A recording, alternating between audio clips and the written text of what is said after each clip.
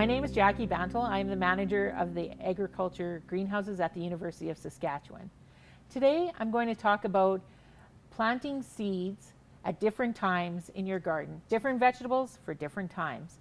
And so traditionally I grew up with knowing that the long weekend in May, that's the day you plant the garden, or the weekend that you plant the garden. But as I've learned, that is not necessarily the best idea. Some crops can be planted earlier than that, and some vegetables should be planted later than that, just depending on the vegetable. And so this kind of brings me to cool season and warm season crops. So cool season crops are things that like to have cooler temperatures. They don't need a lot of heat to grow. And it doesn't necessarily mean, though, that they're short season. They might be a long season crop as well, but just a cool season. And so, for example, some of the cool season crops are things like radishes, well, anything in the brassica family. So that would include things like radishes, broccoli, cauliflower, Brussels sprouts, and then you can move to other crops that like cool seasons. Spinach is one. Beets will do okay. There's lots of cool season crops. The warm season crops, on the other hand, like to have warm temperatures. And typically the warm season crops also have usually a longer season, but not necessarily. Because, for example, beans are a warm season crop. And beans don't take a long time to mature in the season, especially green beans. You can plant them and you can have beans to harvest within 2 months, maybe 2.5 months. But other warm season crops like tomatoes, peppers, those kind of things, they actually need to be transplanted because they like warm temperatures, but they also need the warm season. And so let's go back to the cool season crops. So those are the ones that you would plant early in the season. Remember, we're talking about when we're planting what. And so cool season crops, like I said, the brassicas, beets, things like that, they can be planted under cool soil conditions. So as soon as the soil is workable, as soon as you can dig into it and it seems, you can work with it well, you can plant cool season crops. Things like broccoli, onions, lettuce, spinach. Some of the first things that I plant in my garden are radishes and spinach. Then I'll go on to the lettuce. Okay.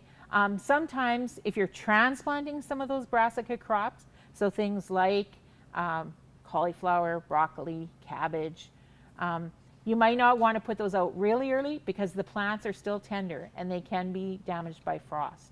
So even though they are a cool season crop, that doesn't mean they'll endure frost early in the season. Okay, so those are the cool season things. Now Brussels sprouts, that's an interesting one because even though it's a cool season crop, it's a long season crop. And so Brussels sprouts, if you're growing Brussels sprouts, they have to be transplanted, so they have to be started indoors ahead of time. You can plant them out fairly early as long as the danger of frost is past. But then they're going to go the entire season and they'll be one of the last things that you harvest.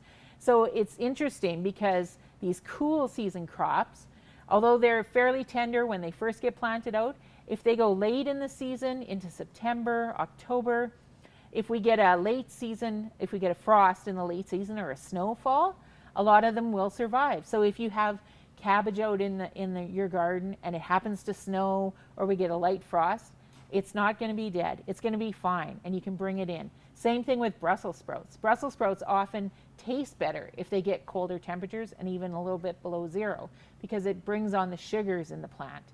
And so some of those cool season crops can withstand a bit of frost.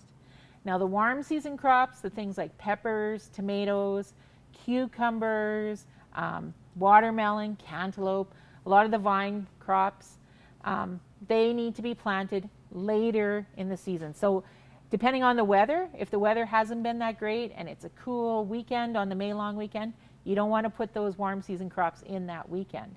You want to put them in later, and even as late as early June, first week in June. And the thing is, you might say, oh, that's too late, they're going to be late. But if the soil is cold, putting those crops in a cold soil is not going to do anything anyway. They're just going to sit there and do nothing. And some of them might actually go into shock, and they might sit there even longer than normal. So it's better to put them into some warm soil. Okay, remember that as well with beans. Beans need to go into warm soil. Don't put those out too early. Peas also, if the soil is extra cold and it's and it's cool outside, they'll just rot in the soil. They like to have a little bit warmer soil. And then I also want to talk a bit about potatoes. And so potatoes, people want to get their potatoes in the ground early because everyone loves the early potato harvest. But the other thing with potatoes is they don't like cold soils. And so sometimes people will say, you know, I grew these potatoes and I planted them early, and then I look at the potatoes and they have this black dirt on them that I can't wash off. What is that? And well, that's actually a disease called rhizoctonia. And you can still eat the potato. You can eat the skin too, doesn't matter. Your digestive system will handle the rhizoctonia. But the big thing is you probably got some of that because you planted early in the season. Rhizoctonia loves cold soils. So you put that potato seed in early, and the rhizoctonia took off because rhizoctonia occurs naturally in the soils, and they love cool conditions, and so that can make it worse in the potato. You're better off, if you want to get a head start on your potatoes, cut your potatoes, set them in a tray in a nice sunny warm location, and just leave them there, and they will start to sprout. Because it's a sunny location, the sprouts aren't going to get really long, but they'll start to sprout at room temperature, and this is called green sprouting. And so instead of putting your potato seed out in the ground, you started sprouting them in a nice warm location. Once your soil warms up, then you'll take those potatoes and you will put them out into the garden, maybe May long weekend, maybe slightly before that once the soil is warmed up, and your potatoes will be happier than if you put them out early in April, or early, not April, never, well, I shouldn't say never, but don't put your potato seed out in April usually, but not even in early May.